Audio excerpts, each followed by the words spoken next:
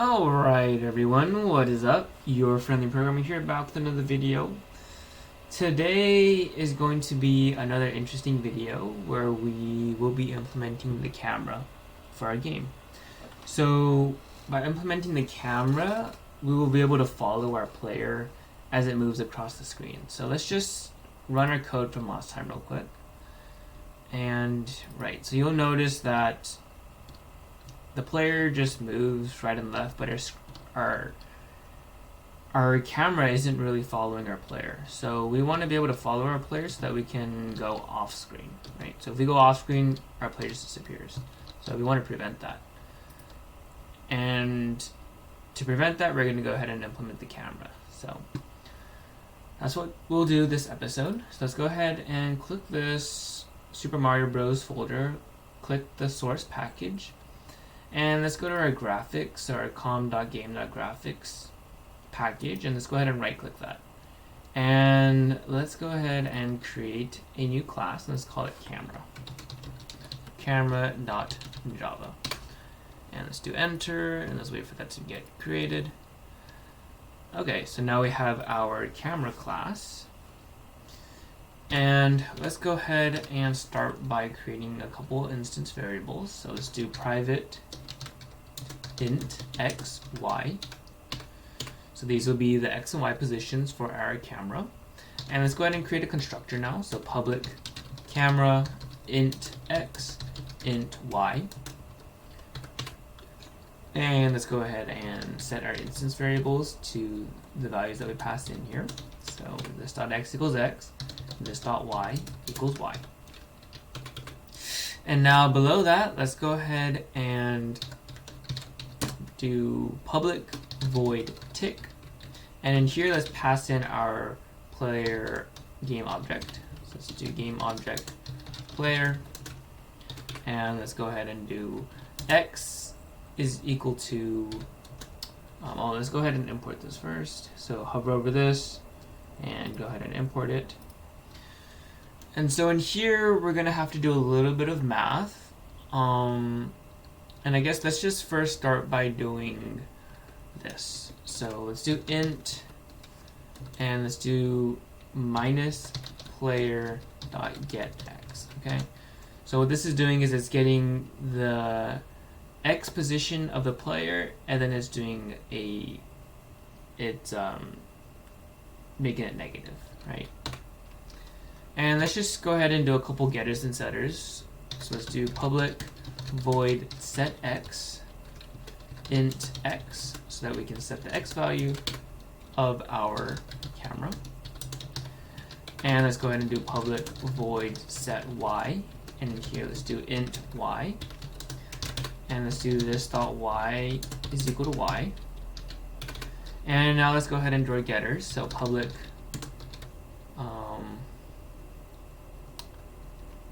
public int get x, and let's go ahead and return x, and let's do public int get y, and let's go ahead and return y. Okay, so that'll be it for our camera class for now. So let's go back to our game class and go ahead and create an instance of this. So let's go to our game class here. And up here in our game components, let's go ahead and add this camera. Let's do private camera cam. And let's go ahead and import this. And we want to create a couple new variables here, or game constants. So let's go ahead and do private static final int screen width, and set that to the window width minus 67. And let's do private static final int screen height, and let's just set that to our window height. And let's do private final, or private static final int screen offset, and let's set that to 16 times 3. Okay. And we'll be using those variables in a little bit. And once we use them, I'll explain why they are the values that they are. Okay. So now let's go ahead and go to our initialize function right here. And let's go right below our window and do cam is equal to a new camera. And remember, this is the x and y position. So let's do the x position is 0. And let's do the y position as screen offset. Okay. So this is setting our y position for our camera by some small offset. And you can play around with these values. So the screen offset, whatever you think is a good position to set the player, it's up to you. But when I ran some tests, this is really the value that seemed to work the best for me. So you can go ahead and play around with that constant if you want, but that's the y screen offset. Okay.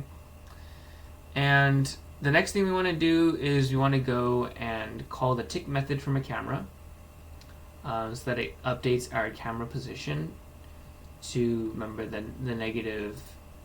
Let's go back here. So this is the tick method that we're going to call, and it just updates our x position to our player's x position, and then it just makes that negative. Okay. So let's go ahead and go to our tick down here, and let's do cam.tick, and in this tick method we have to pass in our player. So let's do handler.getPlayer. Okay, and that looks good. And this is really where the magic happens. So down in this render method, and so let's go ahead and do graphics 2D G2D, and let's go ahead and do graphics 2D NG. And I explained what this does in a previous episode, but I'll explain it again here. So graphics 2D is a class that extends this base graphics class, and it has additional functionality. And so in order to use that additional functionality, we have to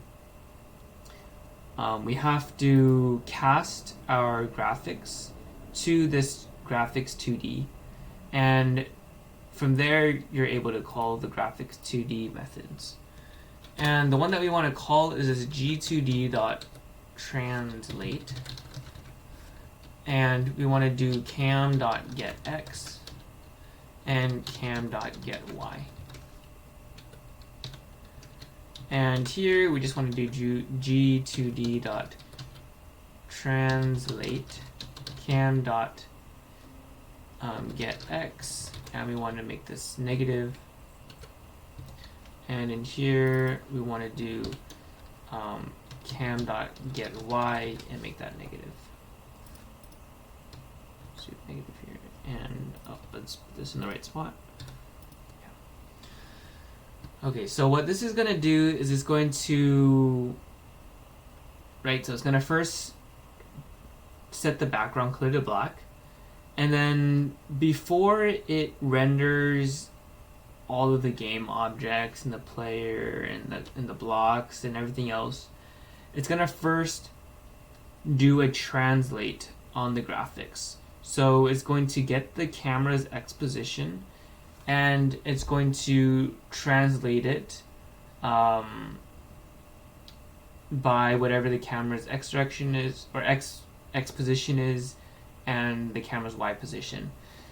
And remember, this is a negative value, so if we go to the right, our player's X position is going to be positive, it's going to increase to maybe like 5, but then the camera's X position is going to be negative 5. And so you might be thinking, if our camera moves negative 5 to the left, then it's not really tracking our player, and that's not really what we want. But the way this graphics 2D translate method works is it actually expects like the negative value. And so that's why we pass in, right, we do the logic to pass in the negative of our player X position to our camera position, and then we pass in camera.getX here. And this after here isn't really necessary, so line 142 where we do the translation back. But the reason why I have this here is because in a later episode we might want to, I don't know, do some more stuff in this render method, and all the positions are going to be off if we don't revert it back. And so you won't see any change if you add this or remove this right now, but if we do other stuff with rendering later on, then we want to make sure to reset this back. So we'll just do that too, just in case, like in the future, to prevent bugs and stuff. Okay, and let's go ahead and save this. And let's just run this and see what happens. Okay, so that's pretty cool, right? So now our camera is translating, so it's getting whatever the X position of our player object is, and it's just translating it, translating the graphics in whatever direction that the player moves. So it's basically following the player. And when we jump, you notice doesn't change anything, and that's sort of what we want, or that is actually what we want.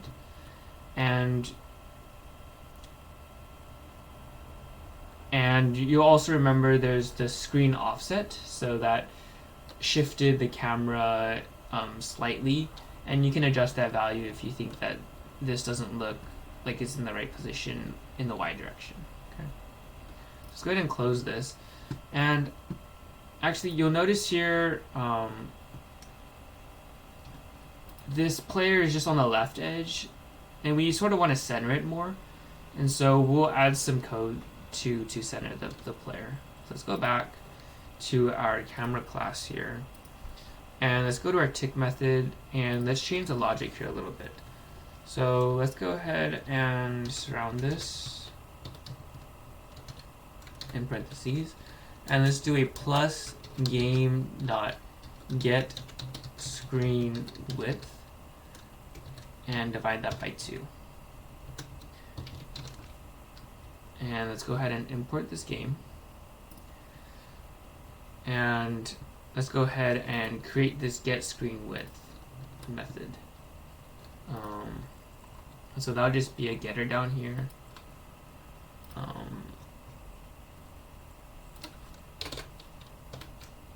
And we'll go ahead and do public static int get screen height and return screen height. And then down here we'll do another getter, public static int get screen width this time, and let's do return screen width.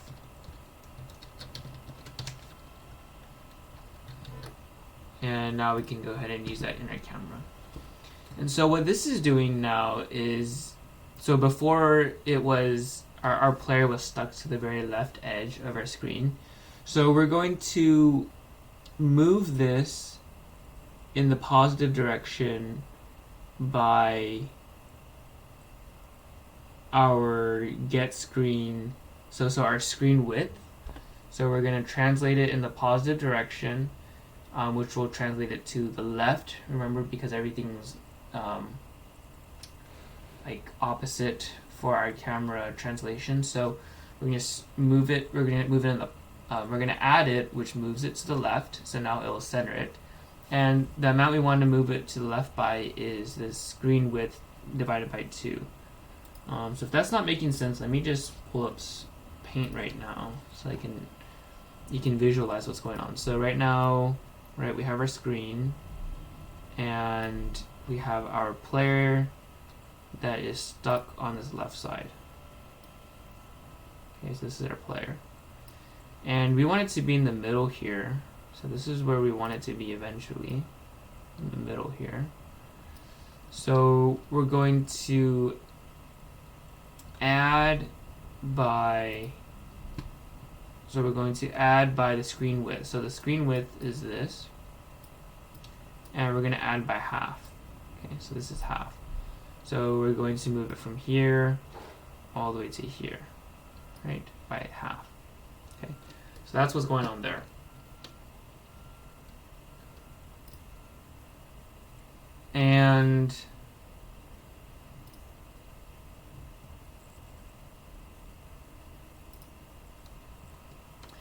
And yeah, so now we let's see. So now we can go ahead and run this again. And now our player is centered. So that's great, right? So our player is centered now. And the camera's tracking it, and everything seems to be working well. Alright, so that's the end of this episode. I hope you all enjoyed it, and I hope you all learned something new. The camera is very important, and there's a lot of values that you can tune. So feel free to play around with some of these values, like these screen width, screen height, screen offsets to meet whatever, and these minor offsets from those, so that it meets whatever looks best for you. But that's it for this episode. I hope you all enjoyed it. In the next episode, we will probably be doing we'll probably go into game design and creating a tool so that we can import different levels that we create in something like Paint. So that's going to be very exciting. And yeah, please like and subscribe this video. If you have any questions or comments or feedback, feel free to leave those in the comment section below, and I'll try to get to those as soon as I can. And yeah, with that, thanks again for tuning in, and I'll see you all in the next episode. Alright, have a great day. See ya.